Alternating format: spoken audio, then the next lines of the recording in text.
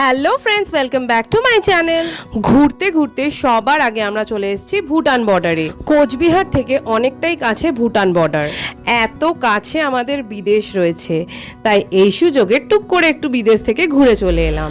যবে থেকে কুচবিহার আসার প্ল্যান হয়েছে তবে থেকেই ফুলসিলিংয়ে যাওয়ার কথা মা অনেকবার বলেছে। সেই বিয়ের আগে একবার ফুলসিলিং ঘুরতে এসেছিল মা ওই জবা মাসিদের সঙ্গে, তাই এখন একবার এই জায়গাটাকে দেখার মায়ের খুব ইচ্ছা ছিল। থ্যাঙ্কস টু গড কে আমরা আবার সেই জায়গাটাতে আসতে পারলাম। আর এসে দেখি সত্যি জায়গাটা Look at the view.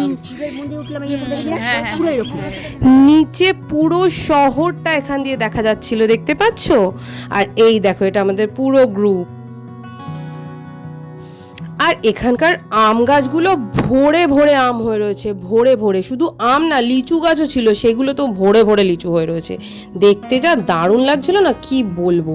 আর এই আম গাছটার তলায় এত ঠান্ডা যে আমরা ওখানে কিছুক্ষণ বসে রেস্ট নিলাম, আর তার সাথে ভিউ তো দেখতেই পেলে। উফ, অসাধারণ। এইবার এসো তোমাদের আমার দুই ভাইয়ের সাথে আলাপ করি। এই দেখো দুজন, ছোট জনের নাম চান্দু আর বড় জনের নাম গোবিন্দ।